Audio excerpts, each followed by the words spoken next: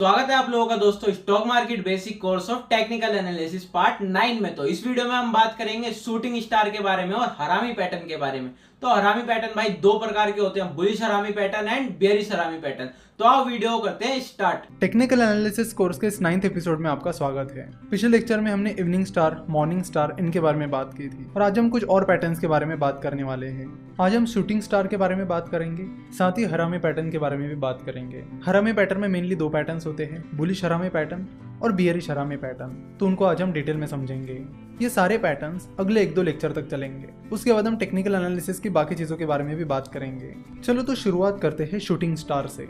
Shooting star कुछ इस तरह दिखता है। तो शूटिंग स्टार बुल ट्रेंड के दौरान आता है। तो यहाँ पर आप देख रहे हो कि शेयर की प्राइस लगातार बढ़ती जा रही है और उसी बीच ये शूटिंग स्टार आ गया है। शूटिंग स्टार भी एक रिवर्सल पैटर्न है जो हमें ट्रेंड में होने वाले चेंजेस के बारे में बताता है। क्योंकि शूटिंग स्टार की बॉडी बहुत छोटी होती है, इसलिए शूटिंग स्टार का कलर उतना मैटर नहीं करता है। तो चलो देखते हैं कि शूटिंग स्टार को देखकर हमें क्या समझ में आता है। जैसे कि आप यहाँ पर देख रहे हो कि ये स्टॉक लगातार ऊपर जा रहा है और उसी पीछे शूटिंग स्टार आ गया है। शूटिंग स्टार की बॉडी बहुत छोटी है, इसके लोअर शैडो नहीं के बराबर है और अपर शैडो काफी लंबी है। तो ये शूटिंग स्टार हमें बताता है कि बुलिश ट्रेंड के दौरान मार्केट ओपन होने के बाद स्टॉक की प्राइस अच्छी खासी ऊपर चली गई, लेकिन बुल्स उस स्टॉक पर अपना मोमेंटम बना नहीं पाए और दिन के आखिर तक स्टॉक प्राइस फिर से उस ओपन के पास जाकर ही क्लोज हुई।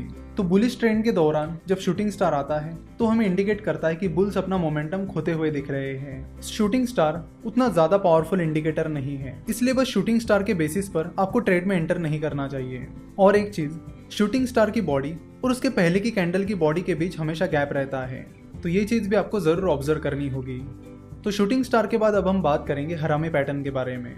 देखो कैंडलस्टिक चार्ट के ये जो भी नाम है वो सारे जापानीज नाम है। तो पुराने जमाने में जापान में हरामी का मतलब होता था प्रेग्नेंट। तो यहाँ पर हरामी का मतलब है प्रेग्नेंट, ना कि आप जो समझ रहे हैं वो। तो पहले हम बात करेंगे बुलिश हरामी पैटर्न के बारे में। बुलिश हरामी पैटर्न कुछ इस तरह दिखता है और डाउन ट्रेंड के दौरान आता है। तो हरामी पैटर्न 2 कैंडल से बना हुआ होता है। इसमें जो बड़ी कैंडल और पहली कैंडल होती है उसे मदर कैंडल कहते हैं और जो दूसरी छोटी कैंडल होती है उसे बेबी कैंडल कहते हैं। तो बुलिश हरामी पैटर्न में ये जो पहली कैंडल होती है वो हमेशा रेड होती है। तो जैसे कि आप यहाँ पर देख रहे हो कि डाउन ट्रेंड चल रहा है और शेयर की प्राइस लगातार गिर रही है। उसी पीछे पहली कैंडल आ गई जो हमें बता रही है कि उस स्टॉक में या मार्केट में बियरिश ट्रेंड चल रहा है और शेयर प्राइस लगातार गिर रही है। उसके बाद ये सेकंड कैंडल आती है जिसकी बॉडी काफी छोटी होती है। इस सेकंड कैंडल का कलर ज्यादा मैटर नहीं करता है क्योंकि उसकी बॉडी बहुत छोटी है। तो ये सेकंड कैंडल यानी बेबी कैंडल हमें बताती है कि उसकी ओपनिंग प्राइस उसके पहले वाली कैंडल यानी मदर कैंडल की क्लोजिंग प्राइस से ऊपर है। तो ये चीज हमें बताती है कि उस स्टॉक में या मार्केट में बुल्स ने एंट्री कर ली है। लेकिन फिर बुल्स उस मोमेंटम को दिन भर बनाए नहीं रख पाते और उस स्टॉक की क्लोजिंग प्राइस उसके ओपनिंग प्राइस के पास जाकर ही क्लोज होती है।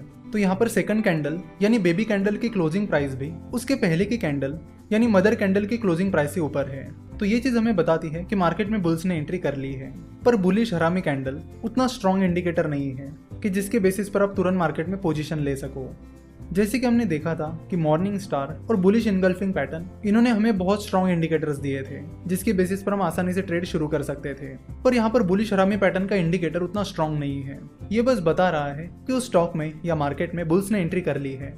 पर बुलिश हरामी पैटर्न को देखकर आप समझ सकते हो कि बुल्स पूरे दिन भर अपना मोमेंटम बनाए नहीं रख पाए, जिसकी वजह से आप कॉन्फिडेंटली अपना ट्रेड शुरू नहीं कर सकते। तो हमने देखा था कि इनगल्फिंग पैटर्न में दूसरी कैंडल पहली कैंडल को कवर कर लेती है और जैसे कि आप यहाँ पर देख सकते हो कि हरामी पैटर्न में पहली कैंडल दूसरी कैंडल को कवर कर रही है। तो बुलिश हरामी पैटर्न में चाहे पहली और दूसरी कैंडल की जो शैडोज है वो कहीं पर भी हो, लेकिन पहली कैंडल की बॉडी को यानी मदर कैंडल की बॉडी को बेबी कैंडल की बॉडी को कवर करना होता है। तो बुलिश हरामी पैटर्न को आइडेंटिफाई करते वक्त आपको ये चीज हमेशा ध्यान में रखनी होगी। चलो तो बात करते हैं बियरिश हरामी पैटर्न के बारे में। बियरिश हरामी पैटर्न कुछ इस तरह दिखता है। तो बियरिश हरामी पैटर्न की जो पहली कैंडल होती है यानी मदर कैंडल होती है वो ग्रीन कलर की होती है और जो दूसरी कैंडल होती है यानी बेबी कैंडल होती है वो कोई भी कलर की हो सकती है। क्योंकि उसकी बॉडी बहुत छोटी है इसलिए उसका कलर ज्यादा मैटर नहीं करता है।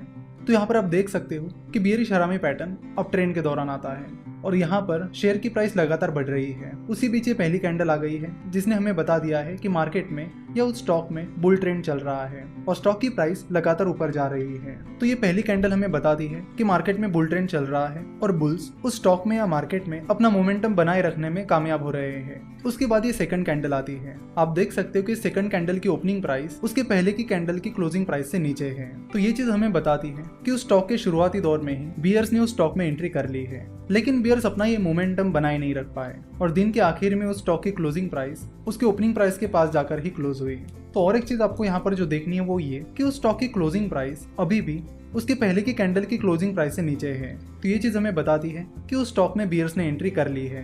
तो यहाँ पर इस बियरिश हरामी पैटर्न ने हमें इंडिकेशन दे दिया है कि बुल्स ने उस स्टॉक में एंट्री कर ली है, लेकिन ये इंडिकेशन उतना स्ट्रांग नहीं है क्योंकि आप देख सकते हो कि इस बियरिश हरामी पैटर्न में बियर्स अपना मोमेंटम बनाए नहीं रख पाए, जिसकी वजह से बियरिश हरामी पैटर्न से हमें जो सिग्नल मिला है वो उतना स्ट्रांग नहीं है जितना कि इवनिंग स्टार का था या फिर बियरिश इंगल्फिंग पैटर्न का था। इसलिए बियरिश हरामी पैटर्न के बाद तुरंत मार्केट में पोजीशन लेना रिस्की हो सकता है। तो पहले हमने देखा था बुलिश हरामी पैटर्न। तो बुलिश हरामी पैटर्न के बाद अगर आप एक्स्ट्रा रिस्क लेना चाहते हो तो आप बाय पोजीशन ले सकते हो। सिमिलरली बियरिश हरामी पैटर्न के बाद आप अगर ज्यादा रिस्क लेना चाहते हो तो आप उस स्टॉक में शॉर्ट सेल पोजीशन ले सकते हो। बेहतर होगा कि आप पावरफुल सिग्नल्स की तरफ ध्यान दो और उनके बेसिस पर मार्केट में पोजीशन लो। तो आशा करता हूँ कि इस एपिसोड से आपको शूटिंग स्टार और बुलिश और बियरिश हरामी पैटर्न के बारे में अच्छे से जानकारी मिल गई होगी। धीरे धीरे इन पैटर्न्स को समझते समझते हम पूरे कैंडलस्टिक को एनालाइज करना सीख जाएंगे, जिसके बाद चाहे कोई भी चीज़ हो आप तुरंत उसे आसानी से एनालाइज कर सकते हो कि ये पैटर्न कौन सा हो सकता है, इसका मीनिंग क्या है और उसका इंडिकेशन क्या है। आने वाले 1-2 लेक्चर्स में हम और कुछ पैटर्न्स के बारे में बात करेंगे। देखो, टेक्निकल एनालिसिस उतना डिफिकल्ट नहीं है जितना आप समझते हो। अब अगर इसे ध्यान से समझोगे, हर एक पैटर्न को अच्छे से समझोगे, तो आप बड़े आसानी से टेक्निकल एनालिसिस को सीख जाओगे। आगे चलकर टेक्निकल एनालिसिस में और भी कई सारी इंटरेस्टिंग चीजें आने वाली है, जिसको सीखते हुए हमें काफी मजा भी आने वाला है। तो आशा करता हूँ कि आपको आज का एपिसोड पसंद आया होगा। आई होप गाइस वीडियो आप लोगों को पसंद आई होगी। अगर पसंद आई होगी तो लाइक कर देना एंड चैनल को कर लेना सब्सक्राइब, ताकि नेक्स्ट वीडियो आप लोगों से मिस ना हो। मिलता हूँ आप लोगों से पार्ट 10 में भाई। तब तक के लिए जय श्री राम।